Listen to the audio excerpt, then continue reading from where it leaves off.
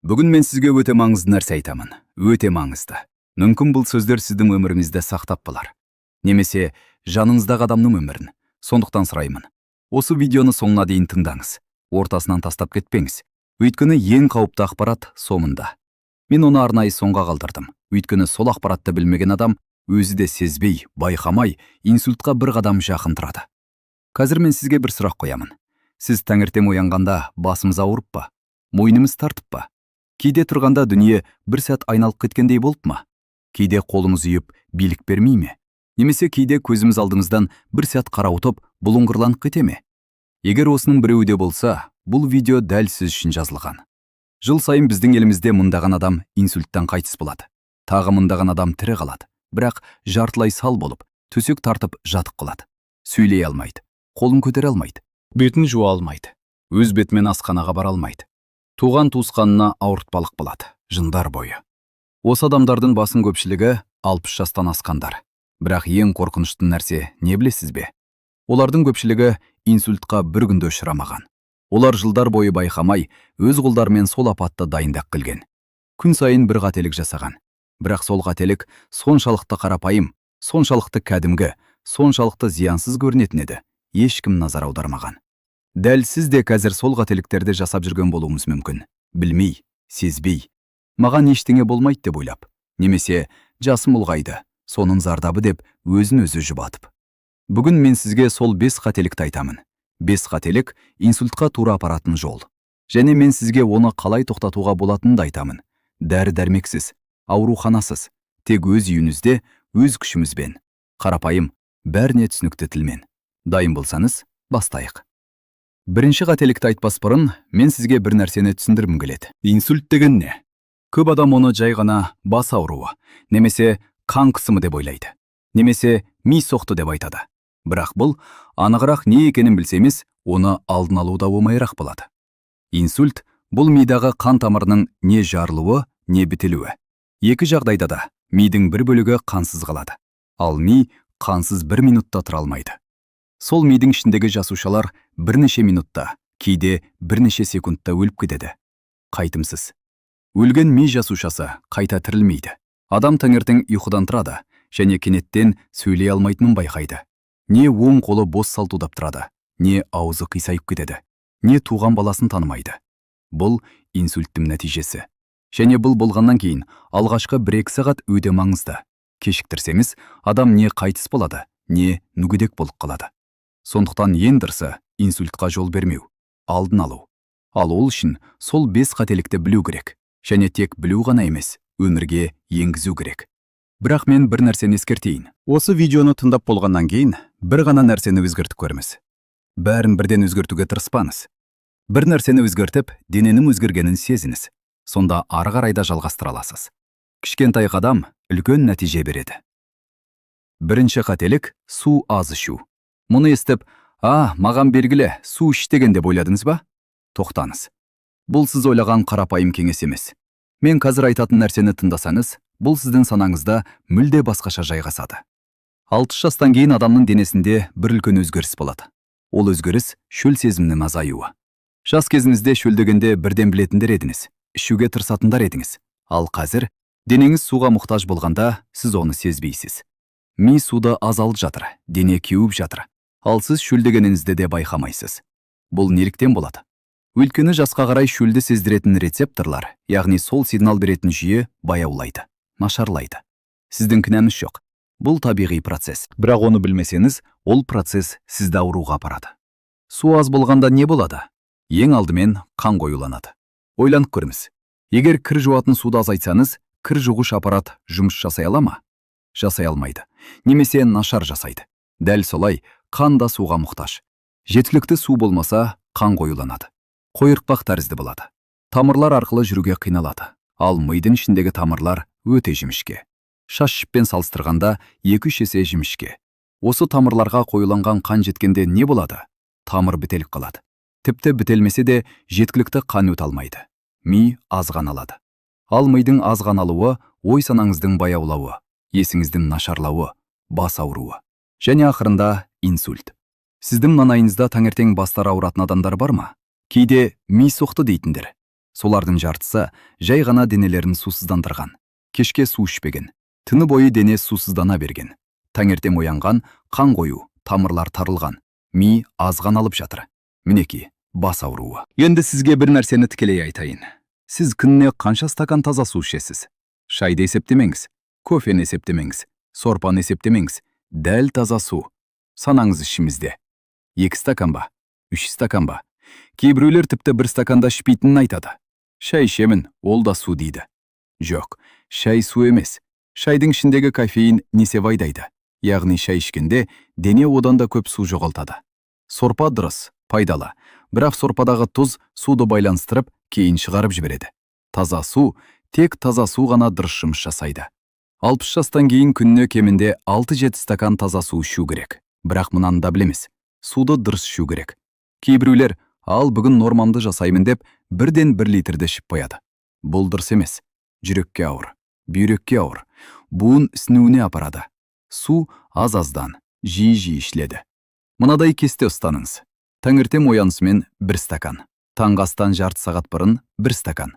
Таңғы ас пен түскі астың арасында 1 стакан. Түскі астан жарты сағат бұрын 1 стакан. Кешкі асқа дейін 1 стакан. Кешкі астан кейін жарты стакан. Ұйықтар алдында 1-2 ұртым. Міне, осы. Ал кешке 8-9-дан кейін суды шектеңіз. Неге? Өйткені кешке көп су ішсеңіз, жүрекке ауыр болады. Аяқ сінеді, бүйрек түні бойы жұмыс жасайды, ұйқыңыз бұзылады. Ал нашар ұйқы, бұл да қан қысымына зиян. Сізге бір қарапайым тест айтайын. Ертең таңертең оянғанда несебіңіздің түсін қараңыз. Ашық сары немесе мөлдір болса, суды жеткілікті ішіп жүрсіз. Қою сары болса, денеңіз суға зар болып отыр. Қоңыр болса, бұл өте қауіпті белгі. Дереу дәрігерге барыңыз. Бұл тест бірде-бір анализ тапсырмай-ақ, дәрігерге бармай-ақ, өзіміз үйде жасай алатын нәрсе.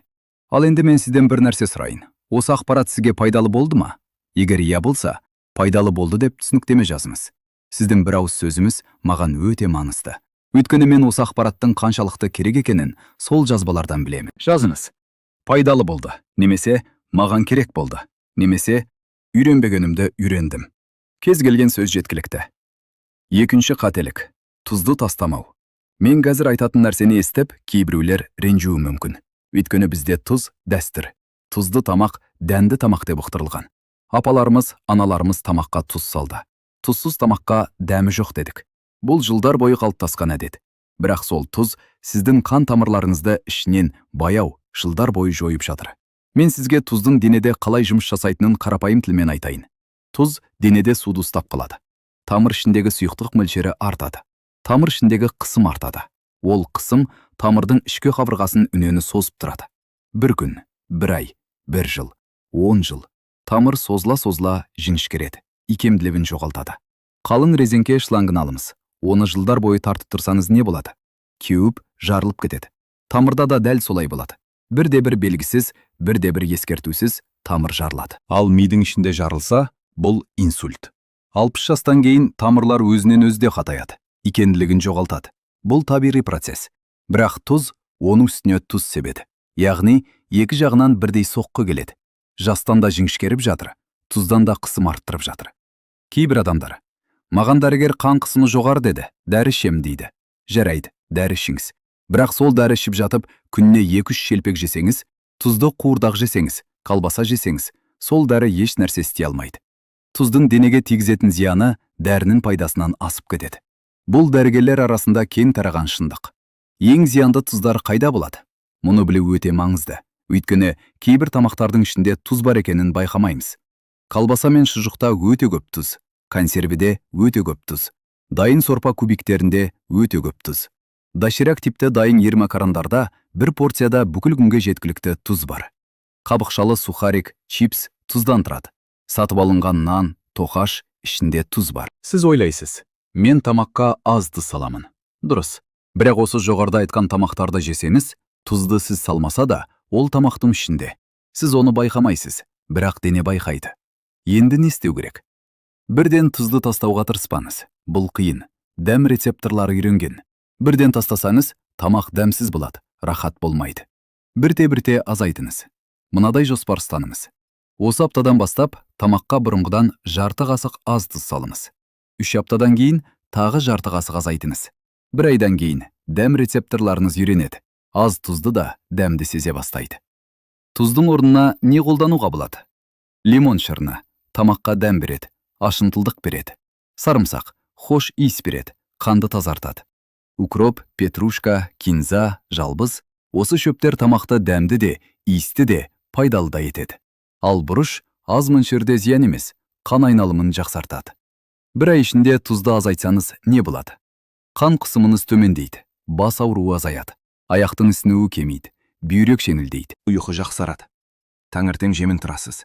Осының бәрі сіздің тамырларыңыз рахмет деп айтып жатқаны. Осы ақпараттан кейін сізде бір сұрақ туды ма? Немесе осы видеоны жаныңыздағы адамға да көрсеткіңіз келе ме? Онда қазір осы видеоны бір адамға жіберіңіз, бір ғана адамға. Анаңызға, апаңызға, ағаңызға, досыңызға. Сіздің сол бір жіберуіңіз бір адамның өмірін сақтап қалуы мүмкін. Үшінші қателік – отырып қалу. Мұны оқып, мен қозғалып жүремін, үйдің жұмысын істеймін деп ойладыңыз ба? Тыңдаңыз мұқият. Ыдыс жуу, дастархан жию, ас пісіру – бұл дене шынықтыру емес, бұл тіршілік.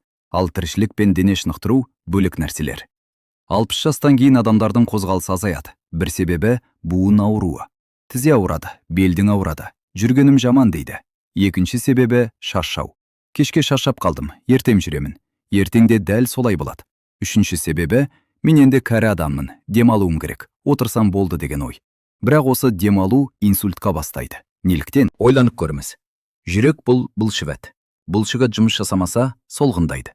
Жүрек жұмыс жасамаса, қанды итеріп шығару күші азаяды. Мидың қанмен қамтамасыз етілуі нашарлайды.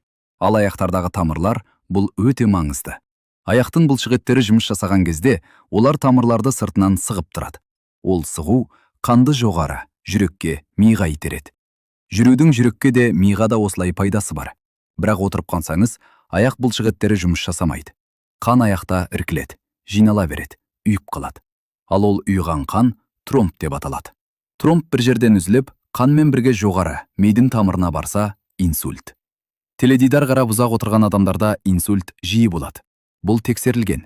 Күніне 6-7 сағат отырып, теледидар қарайтын адамдарда жүрек тамыр аурулары 2 есе жиі болады. Бұл сандар дәрігерлер зерттеген нақты нәтижелер. Бірақ мен сізге марафон жүгір демеймін, спорт залға бар демеймін, велосипед мін демеймін. Жоқ, 60, 70, 80 жасқа келген адамға ең дұрыс қозғалыс жаяу жүру. Тек жаяу жүру, осы ғана. Күніне 30 минут жаяу жүру, бұл бүкіл денеге дәрі. Жүрек жұмысы жақсарады, қан айналымы қалпына келеді. Аяқ бұлшықеттері жұмыс жасайды, қанды жоғары итереді. Бас миы жақсы қан алады. Тромб пайда болуы қиындайды, қан қысымы төмендейді, ұйқы жақсарады. Кейбір зерттеулерге сүйенсек, күніне 30 минут жаяу жүретін адамдарда инсульт қаупі 30-дан 25%-ға төмендейді. Жаяу жүрудің уақыты таңертең немесе кешке. Ыстық күні түс кезінде жүрмеңіз. Ыстық қан тамырларын кеңейтеді, жүрек жиі соғады, қан қысымы секіреді. Бұл қауіпті. Таңертеңгі немесе кешке таза ауада баяу, тыныш, рахаттанып жүру сіздің күнделікті дәріңіз. Аяғыңыз ауырса ше, тізеңіз ауырса ше. Онда отырған күйде жаттығу жасауға болады. Аяқты созып бүгу, табанмен еденді баспалдақтау, отырып аяқты алмастыра көтеру. Бұл да қан айналымын жақсартады. Аяқтағы қанды жоғары итереді. Ал теледидар қарап, ұзақ отырып қалу туралы мынаны есте сақтаңыз. Бір орында 2 сағаттан артық отырмаңыз. Тұрып 5 минут жүріңіз. Тамақ ішіп болғаннан кейін бірден жатпаңыз. 15 минут баяу жүріңіз. Осы 2 қарапайым ереже тамырларыңызды сақтайды. Кейде адамдар сұрайды, үйде жаттығу жасауға болады ма? Болады. Орындықта отырып, аяқты созыңыз. Қолды жоғары төмен көтеріңіз. Мойынды айналдырыңыз. Бұл да қозғалыс. Бұл да жүрекке, тамырларға пайда. Осы бөлімді оқып болдыңыз ба? Онда маған бір сұрақ. Сіз күніне қозғалуға қанша уақыт бөлесіз? Төменге жазыңыз. Аз деп жазыңыз. Бар деп жазыңыз. Жаяу жүремін деп жазыңыз. Кез келген жауап жарайды. Мен барлық жауаптарды оқимын. 4-ші қателік. Ашу ызаны ішке жинау. Бұл туралы ешкім айтпайды. Дәрігерлер де аз айтады. Бірақ бұл ең қауіпті қателіктердің бірі. Мен мұны арнайы кеңірек айтамын. Өйткені бұл тек денсаулық мәселесі емес. Бұл жан мен дене байланысы. 60 жастан асқан кезде адамның басында алаңдаулар көп болады. Балалар өз бетімен кетті. Немерелерді аз көремін. Жасаған еңбегін бағаланбаған сияқты. Денсаулық нашарлап барады. Ақша жетпей тұр. Достар азайды. Кейбіреулер кетіп қалды. жалғыздық сезіледі. Осы бәрін кейбір адамдар ішіне жинайды, айтпайды. Балаларға ауыртпалық болмайын дейді. Бәрі өтіп кетер дейді. Менің шағымданатыным не дейді? Немесе айтып та естімеген адамға айналады. Ашуы ішінде тынбай жанады. Ашу ыза кезінде денеде не болады? Бұл туралы нақты айтайын. Ашу келгенде адреналин деген гормон бөлінеді. Ол гормон бүкіл денеге жылдам таралады. Жүрекке тезірек соқ деп бұйырады. Тамырларға тарыл деп бұйырады. Бүйрекке қысымды арттыр деп бұйырады.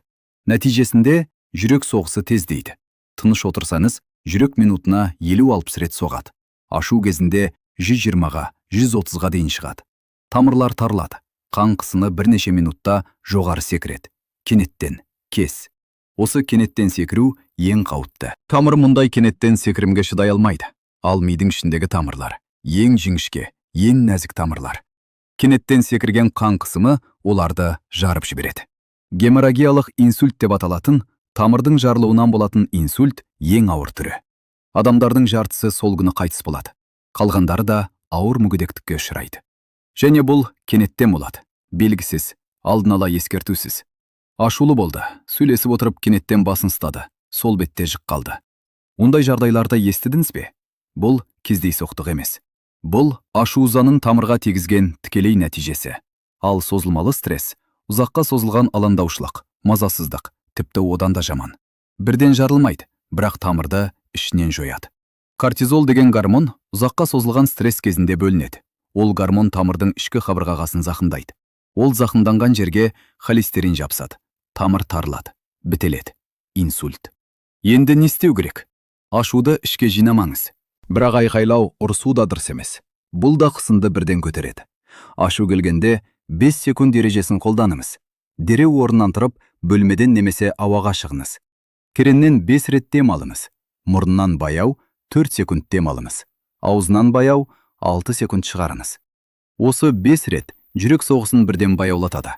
Қан тамырлары кеңейеді, адреналин азаяды. Суық су ішіміз.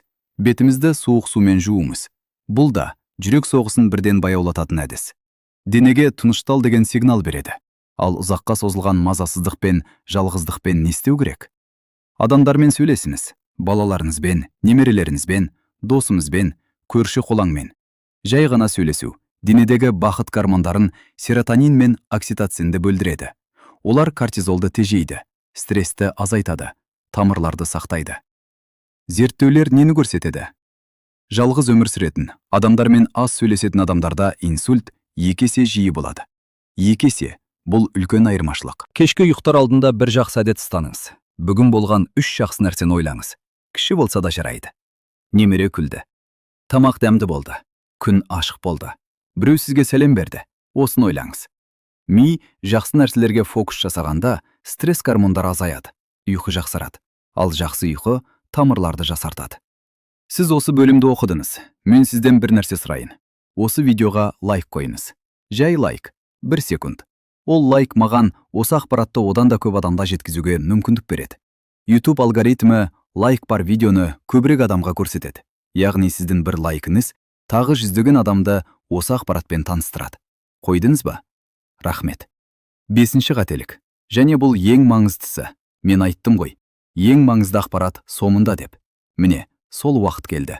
Осы бөлімді ең мұқият тыңдаңыз. Өйткені осы бөлімдегі ақпарат бір адамның өмірін тікелей сақтап қалуы мүмкін. Сіздің өміріңізді. Немесе жаныңыздағы адамның өмірін. 5-ші қателік.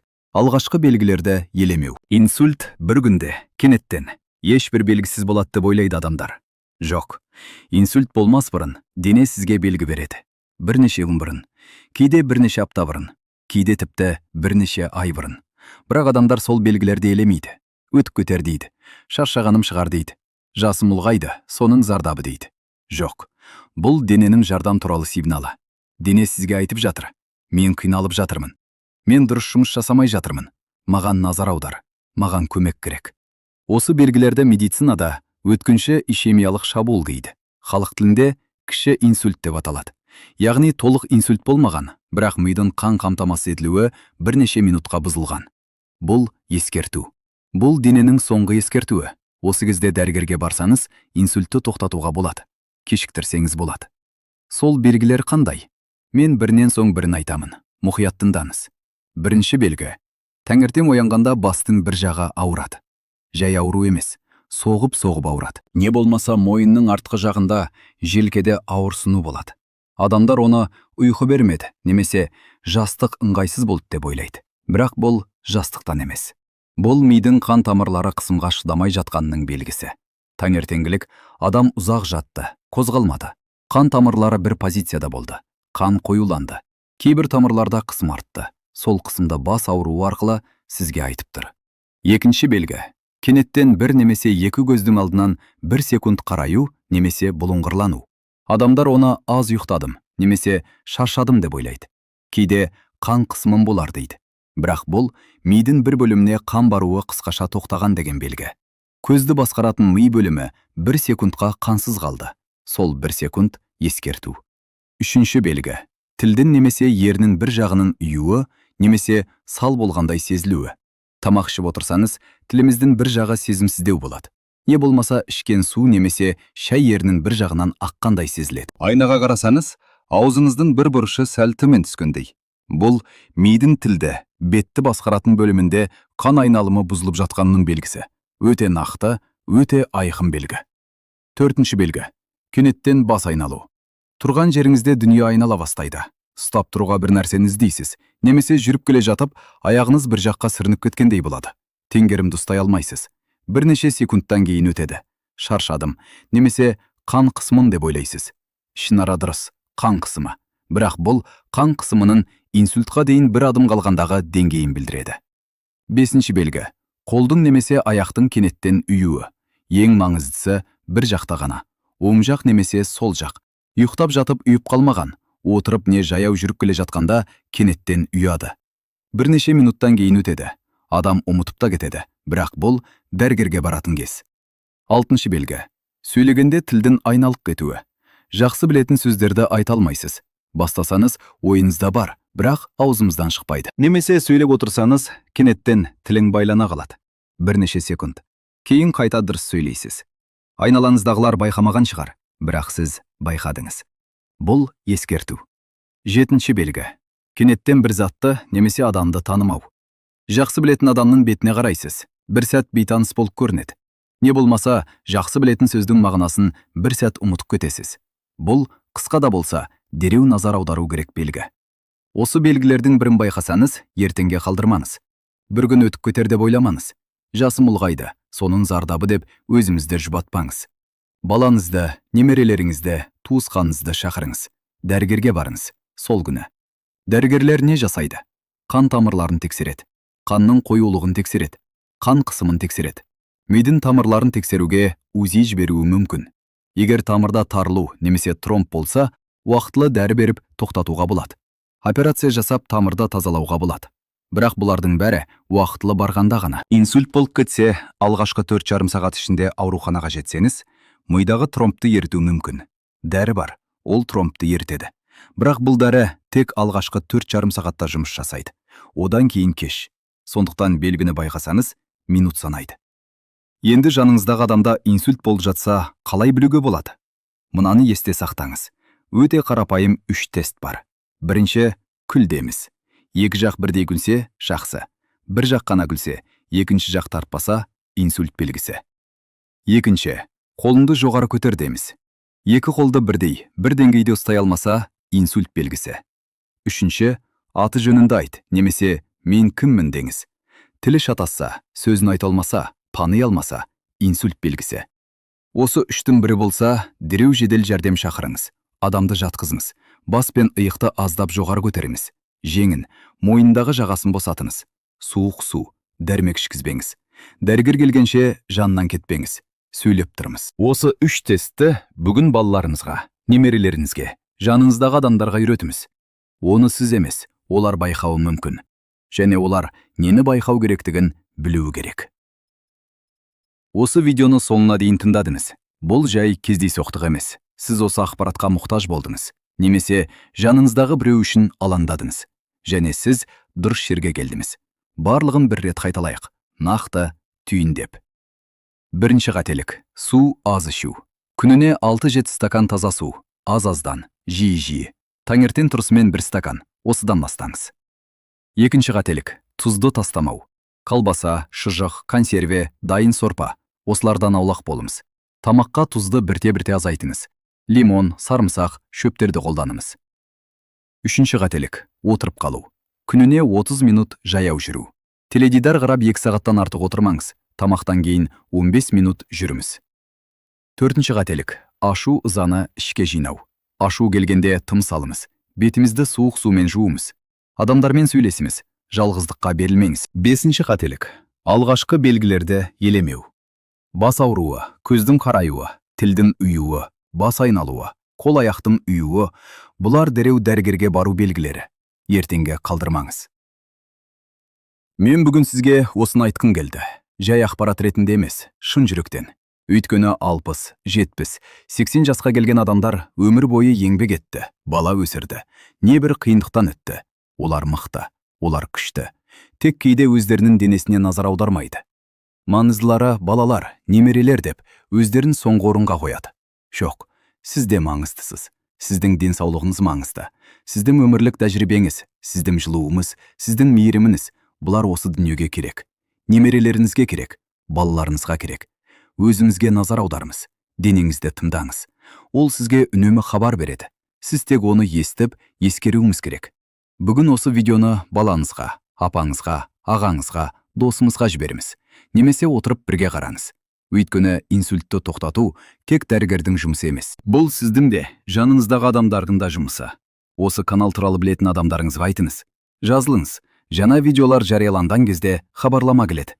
Лайк қойыңыз. Бұл ақпарат одан да көп адамға жетеді. Және төменге бір ауыз жазыңыз. Рахмет деп, немесе маған пайдасы тиді деп.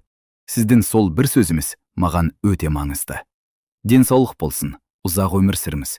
Немерлеріңіздің той-думанын, ойнап күлгенін ұзақ жылдар бойы көріңіз. Сізге тілегім осы.